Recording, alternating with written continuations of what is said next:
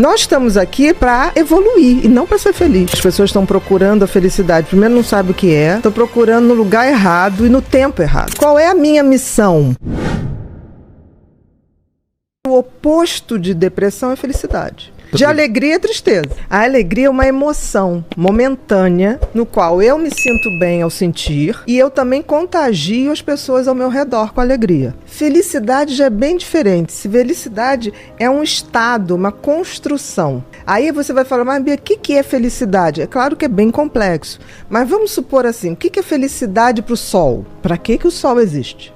Para iluminar, para aquecer, para gerar vida. O que é felicidade para uma macieira? Dar frutos. Agora, qual o propósito do ser humano? Porque assim, nascemos todos humanos. Agora, virar ser humano é um processo de construção. Tanto que eu digo no livro que felicidade é verbo. Porque você tem que praticar. Você aprende a descobrir o seguinte: se o sentido da vida do sol é aquecer, o sentido da vida da macieira é dar maçã, qual o sentido da minha vida? Porque o grande problema do ser humano é que ele se esquece que ele é um ser como um outro qualquer. Nós estamos aqui, por exemplo, para evoluir e não para ser feliz. Então, no momento que eu coloco assim, qual é a minha missão? E eu trilho o caminho para chegar nessa missão, eu estou sendo feliz. Eu estou gerando o que a natureza espera de mim. Tanto que as coisas inúteis acabam com o tempo. A natureza não suporta inutilidade. Por exemplo, as coisas que são concretas e verdadeiramente feitas de boa intenção, elas quase são eternas. Tem um ditado que diz assim: todo mundo teme o tempo teme as pirâmides do Egito. Por quê? As pirâmides do Egito foram feitas com uma tal intensidade e intenção que aquilo vai estar lá daqui a 100, vai passar, 200, exatamente. Então, a natureza exige que tudo que você bote a mão, você o faça com uma missão, com propósito, com sentido, porque senão você tá fora do game. O game da vida tem que ser um game de compartilhar, tem que ser um game de buscar o meu sentido e propósito. Aí você vai falar, tá, Bia, mas como é que eu sei? Porque o sentido tem a ver com o que lhe foi dado. Pra gente foi dado uma coisa chamada livre-arbítrio e a capacidade de refletir e de pensar. Melhor presente e o maior problema. O maior castigo. Porque se você não sabe usar. Porque todos os outros, por exemplo, o sol, ele não pode escolher. Mas com a gente é diferente. É verdade. Mas o que acontece? A gente esqueceu que a gente tem esse sentido e propósito. Porque o sentido tem a ver com o que a natureza te deu para que você saiba para onde você vai caminhar. Então o sentido tem a ver com os talentos e dons que a gente ganha. O que não dá frutos, de alguma maneira aquilo vai se perdendo. Não tem como. É uma regra da natureza. Você está aqui para servir. Por exemplo, a água não bebe a água. A macieira não come a maçã. Então, assim, nós temos a obrigação de descobrir o sentido da vida, e aí o universo é tão bacana que ele te deu dicas, que é o tal do talento. Ninguém tem um talento por nada. O que acontece é que as pessoas, em geral, se você não tem uma boa educação, as crianças vêm com talentos muito claros. Aí o que acontece? Pelo menos na minha geração.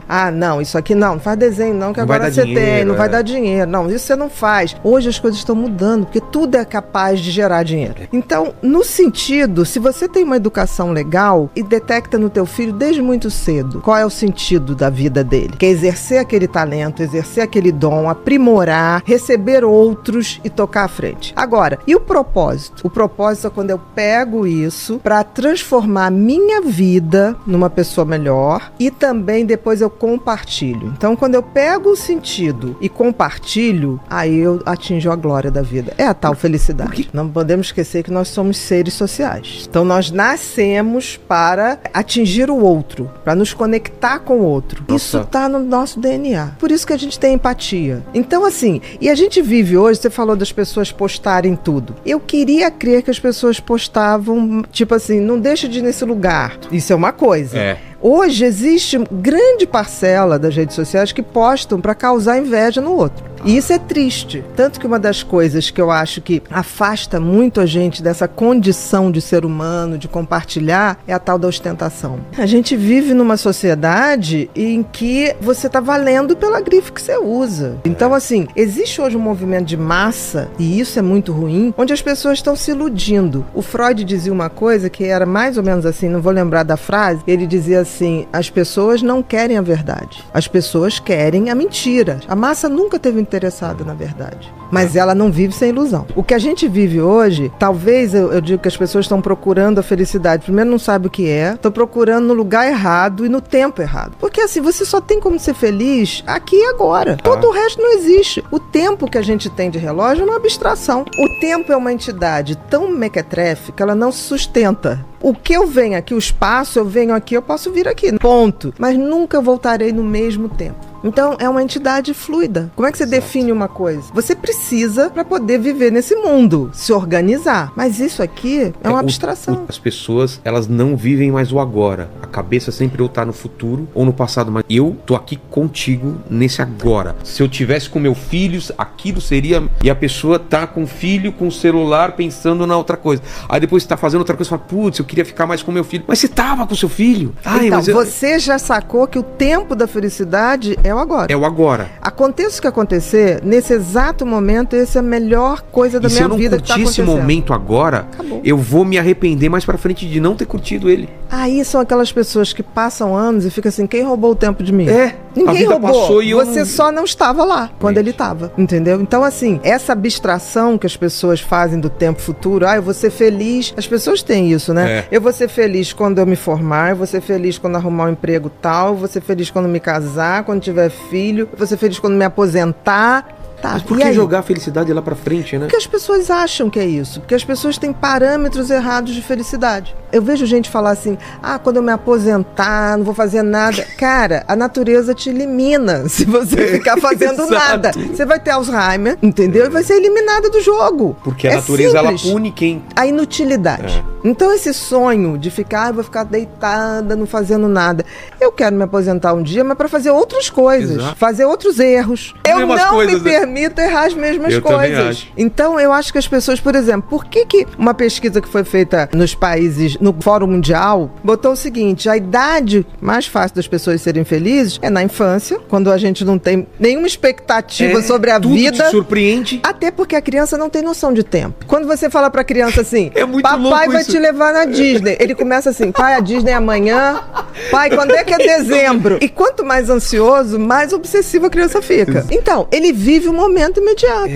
Putz, que legal então, isso. Então assim, né, a criança não tem essa coisa que quer aqui agora. Ele gostou, vamos repetir. Não. Dá muito para aprender, porque eles não têm expectativas sobre expectativas que a gente tem sobre eles. As crianças que não têm expectativa do que a gente pensa sobre eles, é fantástico. E outra idade melhor para ser feliz é a partir dos 60 anos. Por quê? Porque aí você já tá naquela seletividade, de, tipo assim, caguei porque os outros pensam de mim. Isso é genial. Exato. Porque assim, a predisposição dela pra felicidade é muito maior do que quando ela tinha 30, 40, entendeu? Então, esses dois blocos de idade fazem a gente... Então, assim, a gente tem que aprender com quem tem mais de 60 e com quem tem menos de 10. E eu acho que a pior idade, assim, claro, no geral, é os 30 aos 35. Aquela a parte que você tá trabalhando mais, que tem mais cobrança e você compara com os amigos, né? Olha, isso sim, geral. Mas eu te digo uma coisa, essa garotada que tá ganhando dinheiro, a geração digital, que tá ganhando muito dinheiro, muito cedo, eles anteciparam tudo, então eles estão com angústias e reflexões sobre a vida que eles não têm idade, nem vivência pra estar experimentando. Um cara com 18 a 21 anos,